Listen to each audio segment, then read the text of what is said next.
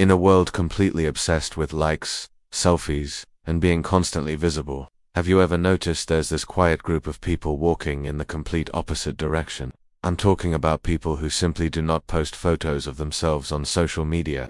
It's easy to dismiss this as just a personal preference. Maybe they're shy, or maybe they just don't like taking pictures. But what if it's much deeper than that? What if this choice reveals powerful psychological forces at play?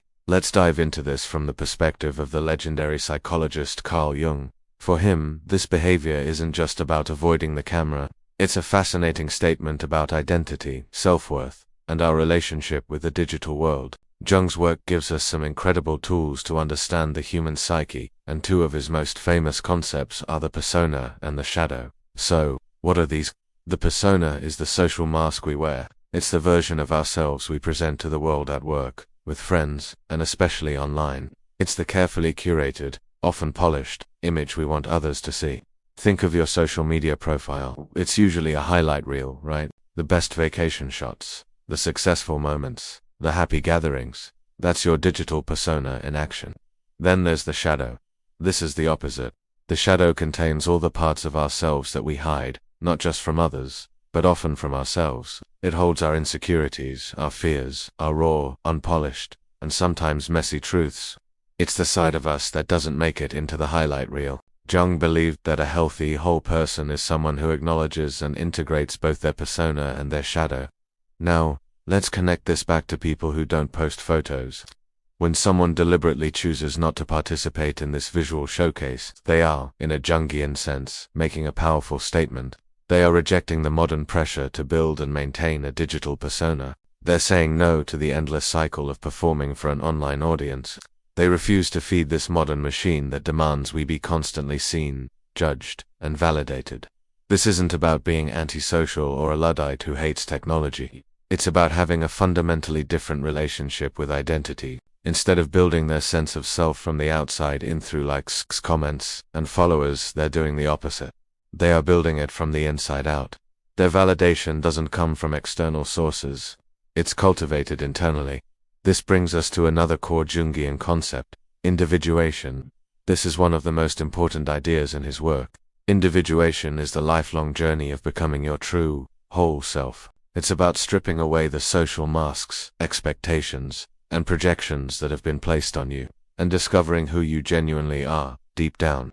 It's a journey toward self-realization. For people who opt out of the social media photo parade, their focus is often turned inward, toward this very process of individuation. Their energy isn't spent on crafting the perfect online image. It's invested in understanding their own thoughts, feelings, and motivations. By not constantly looking outward for approval, they create the mental and emotional space to look inward. And let's be clear, this choice doesn't necessarily come from a place of insecurity. In fact, it often reflects the exact opposite.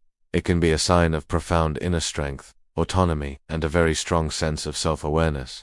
It takes courage to step away from the crowd, to resist the powerful social current that tells you you must be visible to be valuable. It means you are confident enough in your own existence that you don't need a digital receipt to prove it. You know who you are without needing 100 likes to confirm it.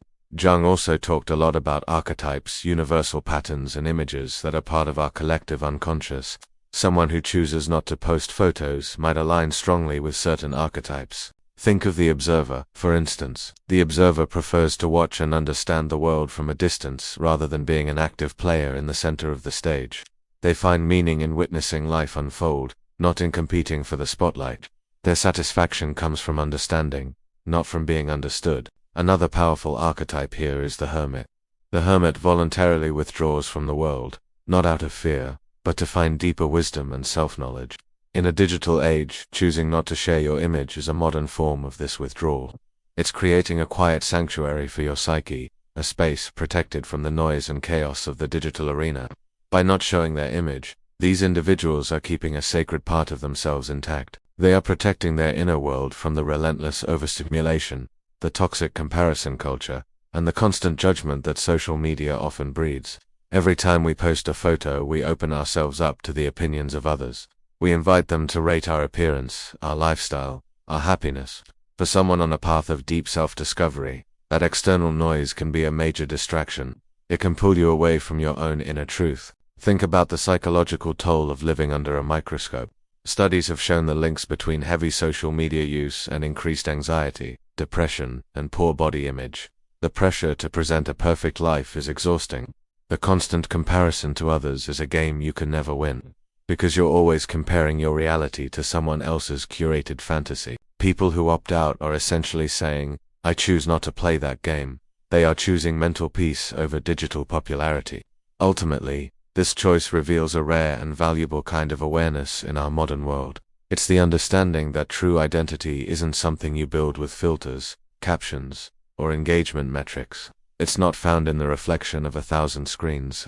True identity is forged in the quiet, often challenging, and deeply personal journey of self-discovery. It's about what you are when no one is watching, when the only audience is yourself. So, the next time you meet someone who doesn't have a big online presence, don't assume they're insecure or uninteresting. Instead, consider that you might be looking at someone with a different kind of strength, the quiet confidence of a person who knows their worth is unmeasured in likes, but in the depth of their own self-awareness, they're not missing out. They're just focused on a different kind of connection, the one with themselves.